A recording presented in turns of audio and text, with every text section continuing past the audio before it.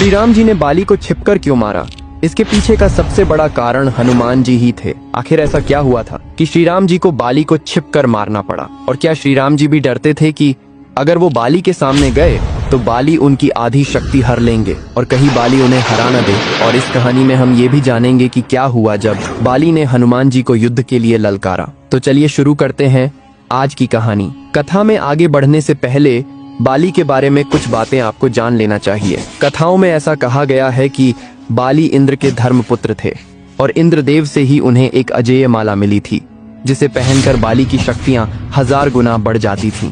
इन शक्तियों से बाली ने बहुत सी लड़ाई लड़ी और सभी में उसको विजय हासिल हुई। इसके बाद बाली ने ब्रह्मा जी की तपस्या की, जिससे खुश होकर ब्रह्मा जी ने उन्हें वरदान दिया कि वो जिससे भी लड़ाई करेंगे तो उसके शत्रु की आधी शक्तियां बाली में आ जाएंगी। इस वरदान के बाद तो बाली ने राक्षसों को अपने सामने टिकने ही नहीं दिया और हजारों राक्षसों का उन्होंने वध किया। एक ओर जहां बाली अपने पराक्रम से अपनी शक्तियों का डंका बजा रहे थे, वहीं दूसरी ओर रावण भी उसी समय असीम शक्तियों का मालिक बन चुका था और तीनों लोगों में तबाही मचा रहा था। रावण का सामना उस समय कोई नहीं कर पा रहा था। रावण को अपनी शक्तियों पर बहुत घमंड था। उसको लगता था कि उसके सामने कोई नहीं टिक सकता। जब रावण को बाली के बारे में पता चला तो वो रावण अपनी शक्तियों के अहंकार में बाली से लड़ने किष्किंधा चला गया।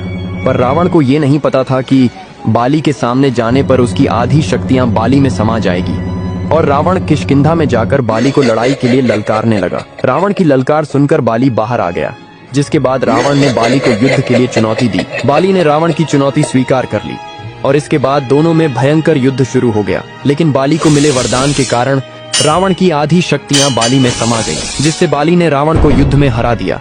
इसके बाद बाली ने रावण को अपना बंदी बना लिया। रावण से जीतने के बाद बाली को अपनी शक्तियों पर बहुत ज्यादा घमंड हो गया था और अपनी ताकत दिखाने के लिए रोज रावण को अपनी बगल में लेकर घूमने जाने लगा। इसके बाद रावण ने बाली से माफी मांगी और दोनों के बीच मित्रता हो गई। लेकिन इसके बाद बाली का घमंड आसमान छूने लगा। एक दिन बाली अपनी शक्ति के घमंड में चूर जंगलों में घूम रहा था और पेड़ पत्थरों को उखाड़ उखाड़ कर फेंक रहा था। उसी जंगल में हनुमान जी श्री राम जी का जप कर रहे थे। जब बाली हनुमान जी के पास पहुंचे तो उन्होंने हनुमान जी से कहा कि क्या पूरे दिन राम नाम जपता है? राम नाम को छोड़कर अपने राजा बाली का जप करो। हनुमान जी ये सुनकर मंद मंद मुस्कुराए और वापस अपनी भक्ति में लीन हो गए। ये देखकर बाली को बहुत गुस्सा आया। बाली ने हनुमान जी से कहा कि मैं तुम्हारे राम से ज्यादा शक्तिशाली हूँ और कहा कि अगर तुम्हारे राम मेरे सामने आ जाए तो मैं उन्हें भी हरा सकता हूँ। जब तक बात खुद पर थी तब तक हनुमान जी ने कुछ नहीं कहा, लेकिन जब बात उनके प्रभु पर आई तो हनुमान जी नहीं रुक पाए और बाली से कहा कि हे वानर राज, मेरे प्रभु श्री राम जी से लड़ने से पहले क्या आप उनके इस दास हनुमान से लड़ना चाहेंगे? अपनी शक्तियों के घमंड में चूर बाली हनुमान जी से लड़ने को तैयार हो गए और बोले, कल भोर होते ही हम युद्ध क्षेत्र में मिलेंगे। ये कहकर बाली अपने कक्ष में चले गए और हनुमान जी वहीं राम नाम जप में लग गए। जब ब्रह्मा जी को इस बारे में पता चला तो वे हनुमान जी के पास गए और हनुमान जी से कहा कि वो ये युद्ध न करे। हनुमान जी ने ब्रह्मदेव जी को नमस्कार किया और बोले कि हे ब्रह्मदेव, जब तक बात मेरे तक थी तब तक मैंने कुछ नहीं कहा, लेकिन अब बात मेरे प्रभु पर आ गई है, मैं ये लड़ाई अवश्य करूंगा। ये सुनकर ब्रह्मदेव जी ने हनुमान जी से कहा कि हे हनुमान, ठीक है, आप युद्ध करो, लेकिन कल युद्ध में आप अपनी शक्तियों का सिर्फ 10वां हिस्सा ही लेकर जाए। बाकी शक्तियां श्री राम जी के चरणों में छोड़ जाएं और युद्ध के बाद वो शक्तियां आप वापस ले लेना। हनुमान जी ने ब्रह्मदेव जी की बात मान ली और अगले दिन युद्ध में अपनी शक्तियों का सिर्फ 10% हिस्सा ही वो अपने साथ लेकर गए। बाली ने सोचा कि हनुमान एक छोटा सा वानर मात्र है, इसे तो मैं इसकी बिना शक्तियां लिए ही हरा दूंगा। और दोनों के बीच युद्ध छिड़ गया। हनुमान जी जब लड़ाई में विजयी होने लगे तो बाली ने हनुमान जी की आधी शक्तियां लेने का आह्वान किया और जैसे ही हनुमान जी की शक्तियां बाली में जाने लगी तो बाली का शरीर धीरे धीरे विशालकाय होने लगा। बाली समझ नहीं पा रहा था कि ये क्या हो रहा है।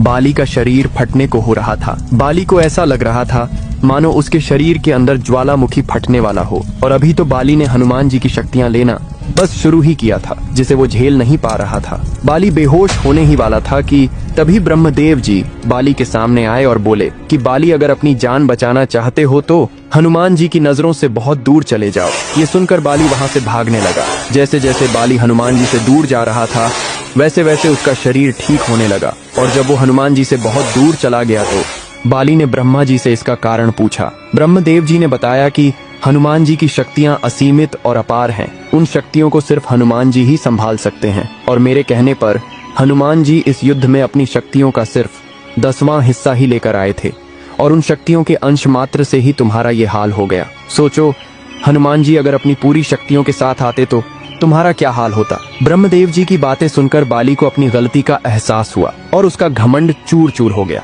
इसके बाद बाली ने हनुमान जी से माफी मांगी और हनुमान जी से कहा कि हनुमान जी, आपके अंदर असीमित शक्तियां हैं, लेकिन फिर भी आप इतने शांत कैसे रहते हो। और ये कहकर बाली हनुमान जी से माफी मांगने लगे। हनुमान जी ने कहा कि अगर माफी मांगनी ही है तो प्रभु श्री राम जी से मांगिए, मैं तो उनका एक छोटा सा भक्त हूँ। और ये कहकर हनुमान जी ने बाली को अपने गले लगा लिया। इसके बाद बाली श्री राम नाम का जयकारा लगाने लगे और ये युद्ध शुरू होने से पहले ही खत्म हो गया। अब बात करते हैं श्री राम जी ने बाली को छिपकर क्यों मारा। दरअसल इसके पीछे के कुछ तथ्य रामायण में लिखित है। श्री राम जी सुग्रीव को अपना मित्र बना चुके थे और उन्हें वचन दे चुके थे कि वो बाली का वध अवश्य करेंगे, क्योंकि बाली के पापों का घड़ा भर चुका है और क्षत्रिय होने के नाते उनको ये आदेश था कि अगर कहीं भी कोई पाप करता है तो पापियों को दंड अवश्य दिया जाए। बाली ने सुग्रीव को अपने राज्य से निकालकर सुग्रीव की पत्नी रोमा पर जबरन अपना हक जमा लिया था, जिसकी सजा सिर्फ मृत्यु थी